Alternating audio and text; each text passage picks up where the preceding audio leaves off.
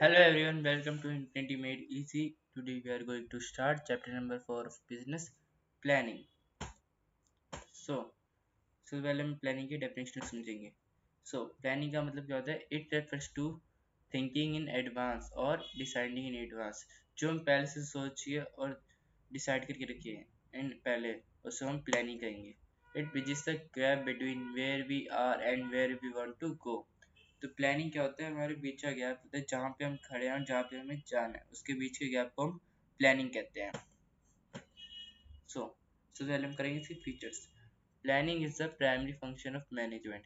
It is the base of all other functions such as organizing, staffing, directing, and controlling, and also their existence is not possible without planning. So planning क्या है? Primary function है management का, जो कि base है all other functions के, जैसे कि organizing, staffing, directing और controlling, और इनके existence भी planning के बिना नहीं है. हमारा अगला पॉइंट है planning focuses on achieving objectives. Goals or objectives can easily be achieved with the help of effective planning, as it ensures better strategies and policies for the achievement of respective objective.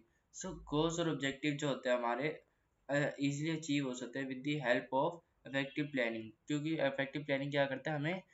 वो ensure करता है हमारी better strategies और policies for the achievement of respective objectives. अगला point है हमारा planning is futuristic. Plans are always meant for the future, not for the past. Company always decided in advance what they have to achieve in future. जो plans होते हैं हमारे, वो हमेशा हम फ्यूचर के लिए बनाते हैं, कभी भी पास्ट के लिए नहीं बनाते.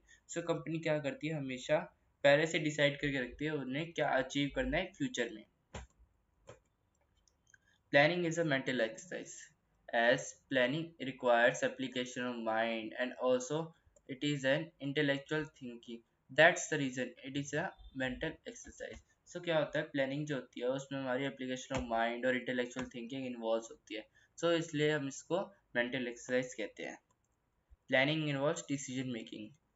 In order to achieve objectives, company makes various alternatives, and out of those alternatives, it has to select the best alternative. So a type of decision is being taken by the organization.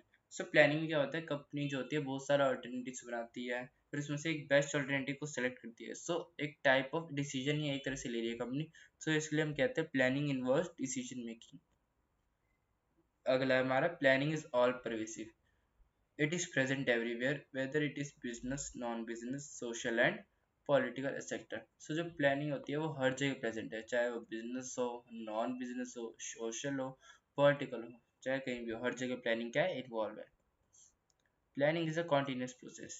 It is a never-ending or ongoing process which ends only with the winding up of company. Planning क्या है? हमेशा एक ongoing process है जो कि company के winding up होने तक चलता रहता है. जब तक वो बंद तब तक नहीं होता जब तक कंपनी वाइंड अप ना हो जाए. उसके बाद हमारा टॉपिक है limitations of planning. Limitations of planning, इसकी जगह हम जिस लिमिटेशंस ऑफ प्लानिंग आपके केस स्टडी में क्वेश्चंस आते हैं, पर इन केस स्टडी की जगह अगर आपका डायरेक्ट क्वेश्चन आ जाएगा तो उसमें सीधा लिमिटेशन ऑफ प्लानिंग की जगह ना आपको ये भी लिख के दे सकते हैं, sometimes in spite of having best plans organisation plans. तो इसका मतलब क्या है कि कंपनी के पास बहुत बढ़िया प्लान्स है, तब भी ऑर्गेनाइजेशन अपने ऑब्जेक्टिव अचीव करने में फेल क्यों होगी? तो इसलिए उसका यही मतलब है, इसको लिमिटेशन ऑफ प्लानिंग कहते हैं हम. हम पहले पहला करते हैं. Planning reduces creativity. Plans are made by the top level and generally suggestions are given by middle and lower level are ignored. क्या होता है? प्लान्स जो होते हैं हमेशा हमारे कंपनी के वो क्या होता है? टॉप लेवल के द्वारा बनाए जाते हैं, और जो सजेशन दिए जाते हैं वो मिडल और लोअर लेवल के द्वारा दिए जाते हैं. इसके इन this manner creativity of lower level reduces. जो क्या होता है? जो जनरल सजेशंस जो दिए जाते हैं लोअर लेवल के द्वारा उनको हम रिजेक्ट कर देते हैं टॉप लेवल. तो उसमें क्या होता है? In this manner creativity of lower level employees की क्या हो जाती है? रिड्यूस हो जाती है. Planning leads to rigidity.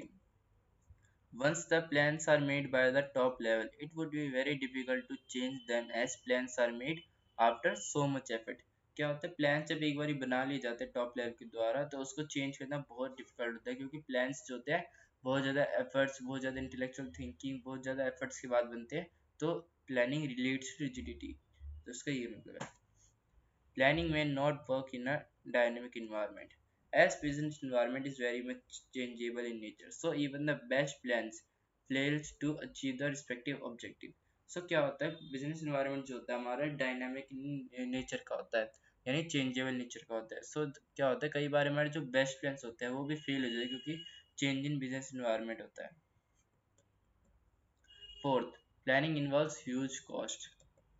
When a company launches a product, it analyzes the complete market as well as pays huge amount to expert for the framing of plans. That's why planning is important. So क्या होता है, company को जब भी कोई नया product launch करना होता है सबसे पहले क्या करती है वो, पहले होल मार्केट को एनालाइज करती है और उसकी क्या करते हैं एक ह्यूज अमाउंट क्या करती है एक्सपर्ट्स को पे करती है for the framing of plans.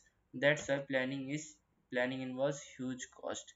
तो क्या होता है, जो वो एक्सपर्ट्स होते हैं high amount of money charge करते हैं, तो इसलिए planning involves huge cost for the framing of plans.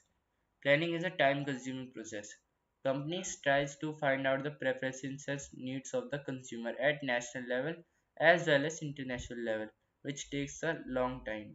So क्या होता है, कंपनीज क्या करती है, ट्राई करती है preference and needs of the consumer को, preference and needs of the consumer की आइडेंटिफाई करने की नेशनल लेवल और इंटरनेशनल लेवल पे। सो जब हम नेशनल और इंटरनेशनल लेवल पे कंज्यूमर की नीड्स को जब हम आइडेंटिफाई करते हैं तो उसमें हमें ना बहुत ज़्यादा टाइम कंज्यूम हो जाता है उसमें, क्योंकि हर नेशन, हर रीजन टू रीजन, हर country to country taste and preferences of the consumer क्या होते हैं, चेंज होते रहते हैं। तो it involves huge time, it is a time consuming process, जो बहुत ज़्यादा टाइम कंज्यूमिंग प्रोसेस हो जाता है। Planning does not guarantee success. Merely the making of plan in the organization does not ensure the success, as with effective plans efforts are required. Merely का मतलब होता है आपका only. So क्या होता है, सिर्फ हमारे जो plans बना रहे हैं हमारे organization के objectives से achieve नहीं हो जाता, हमें क्या करना पड़ता है उसके लिए organizing, staffing, directing, controlling उनके साथ भी respective efforts भी required होते हैं उनको achieve करने के लिए goals को। Okay, उसके बाद क्या होता है, हमारी इंपॉर्टेंस होती है प्लानिंग में। Planning provides direction. इसमें होता है planning helps in providing direction to employees which helps in achievement of organisational objective. Planning क्या करता है, हेल्प करता है एम्प्लॉयज को प्रोवाइडिंग डायरेक्शन करने में, जो कि हेल्प करता है हमें ऑर्गेनाइजेशन के ऑब्जेक्टिव्स को अचीव करने में। In the absence of better plans, employees will move in different direction and it will be difficult for organization to achieve the respective organization। क्यों क्या होगा, जब प्लान हमारे किसी कंपनी में प्लान्स नहीं बनाए जा रहे, तो क्या होगा, एम्प्लॉयज क्या करेंगे, डिफरेंट डायरेक्शन से मूव करेंगे, तो तो ऑर्गेनाइजेशन के लिए डिफिकल्ट हो जाएगा अचीव द रिस्पेक्टिव ऑब्जेक्टिव्स के लिए। Planning reduces the risk of uncertainty. Planning does not eliminate the risk in a complete manner, however, it reduces the impact of risk on the business. So planning क्या करता है, पूरे के पूरे risk eliminate नहीं करता बल्कि वो थोड़ा सा रिड्यूस कर देता है impact of risk of the business, so that the objectives हम अचीव कर पाए। Planning reduces overlapping and wasteful activities. Planning means what to do and how to do, which further shows that each and every employee is aware of the work performed by them. So planning बताता है हमें क्या करना है और कैसे करना है, जो कि हमें फर्दर हेल्प करता है एम्प्लॉय को अवेयर करने में कि उन्हें क्या वर्क परफॉर्म करना है। So in this manner, duplication, work and wasteful activities can be reduced. तो इसकी हेल्प से क्या होता है, डुप्लीकेट वर्क यानी सेम नेचर ऑफ वर्क पर डिफरेंट पर्सन और विजुअल एक्टिविटी क्या होती है, रिड्यूस होती है। Planning involves innovative ideas. It helps in integrating better ideas which further produces better and effective techniques of production. So planning क्या करती है, हेल्प्स करता है इंटीग्रेट यानी कि सभी एफर्ट्स को इंटीग्रेट करने में, यानी कि एक तरह से सम कह सकते हैं प्लानिंग सभी को जोड़ने में बेटर आइडियाज को, जो कि हमें फर्दर बेटर और इफेक्टिव टेक्निक्स ऑफ प्रोडक्शन में हेल्प करते हैं। Planning involves decision making. Planning helps in selecting the best plans out of which various available alternatives. In this manner, organization takes a decision for selection of better plans. Planning क्या करता है, हमें helps करता है selecting the best plans out of various alternatives. So in this manner, company क्या organization क्या करती है, decision करती है selection of better plans. Planning establishes standard for controlling. Planning helps in making objectives which further generates standard in the process of controlling. Planning क्या करता है, हमें objectives को set करने में help करता है और क्या करता है, also ये क्या करता है, standard बनाता है controlling के लिए। Okay, उसके बाद हमारा प्रोसेस ऑफ प्लानिंग। सबसे पहले हमारा आता है setting organisational objective. In the first step, organization makes objectives which it want to achieve at the end. सबसे पहले क्या होता है प्लानिंग में, ऑर्गेनाइजेशन क्या करती है, ऑब्जेक्टिव सेट करती है जो कि उन्हें and of the accounting year उन्हें जो अचीव करने होते हैं। उसके बाद क्या होता है developing planning premises. It refers to making assumption related to future. इसमें क्या होता है, ऑर्गेनाइजेशन अजम्पशन बनाती है जो कि जैसे कि एक तरह से assumption, जैसे कि चेंजेस जो बिजनेस के बारे में उसके assumption बनाते हैं ताकि रिस्क कम हो सके। Identifying alternative course of action. After making assumption, organization identifies different alternatives or ways with the help of which organization can achieve their required objectives. तो इसमें क्या होता है, कंपनी आफ्टर एग्जाम्पशन बनाने के बाद ऑर्गेनाइजेशन क्या करती है, डिफरेंट ऑल्टरनेटिव्स को आइडेंटिफाई करती है जो कि हेल्प करे कंपनी को अचीव इन ऑब्जेक्टिव्स, उनके ऑब्जेक्टिव्स को अचीव करने में। जैसे कि एग्रेसिव मार्केटिंग ले लो, क्वालिटी ऑफ प्रोडक्ट्स ले लो, प्रोडक्शन ले लो, ऐसे अलग अलग तरीके से कंपनी आइडेंटिफाई करती है।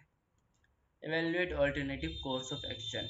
इसमें क्या होता है, in this step organisation evaluates positive and negative points of each alternative. In other words, with the help of brainstorming session, organization analyze different available alternatives. So इस step में क्या होता है कि पॉजिटिव और नेगेटिव इफेक्ट पॉइंट्स जो होते हैं ईच ऑल्टरनेटिव के, कंपनीज को एनालाइज करती है।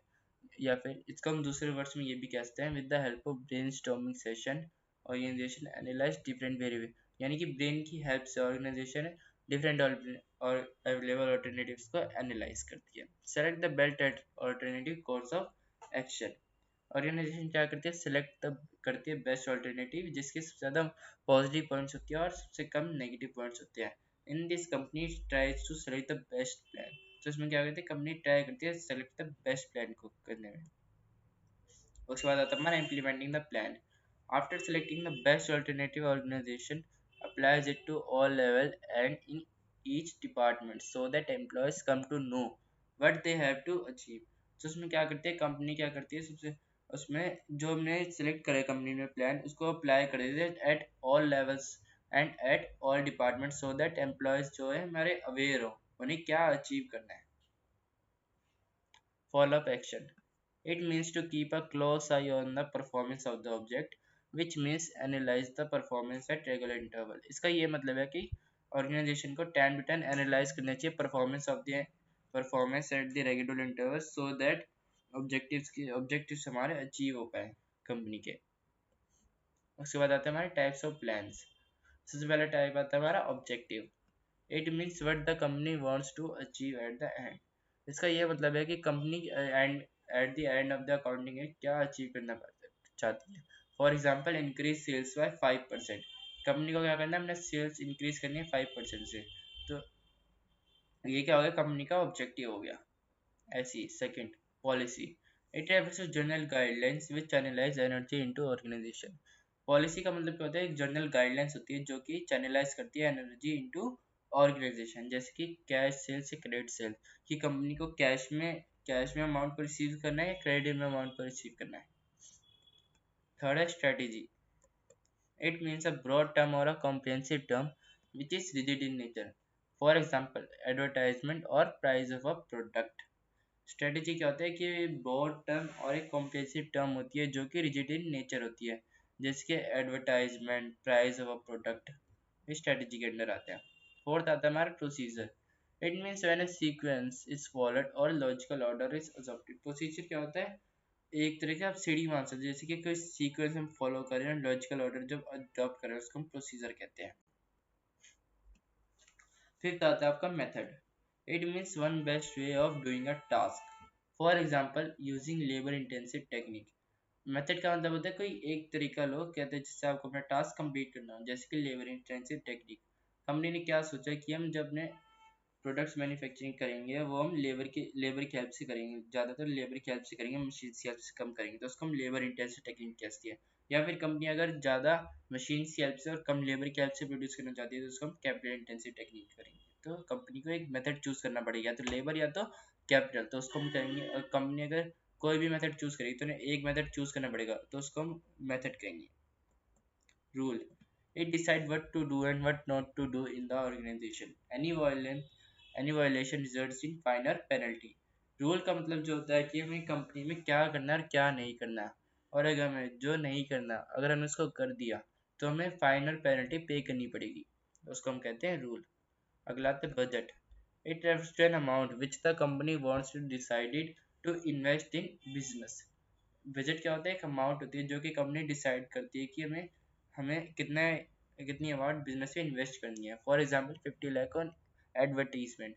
तो क्या करते हैं, कंपनी ने स्टार्टिंग में सोच रखा था कि हमें 50 लाख एडवर्टाइजमेंट पे खर्च करना है, तो उसको हम क्या करें, एक तरह से बजट बना दें कि 50 लाख हमें खर्च करना है, तो ये क्या हो गया, बजट हो गया आपका। 8 तक का programme. It is a sum of objective, policy, strategy, procedure, method and budget for example launching a product. तो प्रोग्राम हमारा क्या है, ये सम ऑफ ऑब्जेक्टिव है, पॉलिसी है, स्ट्रेटेजी है, प्रोसीजर है, मेथड है और बजट है। ये सब आ जाते हैं इसके अंदर, जैसे कि लॉन्चिंग ऑफ न्यू प्रोडक्ट। अगर आपको कोई प्रोजेक्ट लॉन्च करना है तो इसमें आपका ऑब्जेक्टिव भी आ जाएगा, पॉलिसी भी आ जाएगा, स्ट्रेटेजी भी आ जाएगा, प्रोसीजर भी आ जाएगा, मेथड भी आ जाएगा और बजट भी आ जाएगा। Okay, thank you.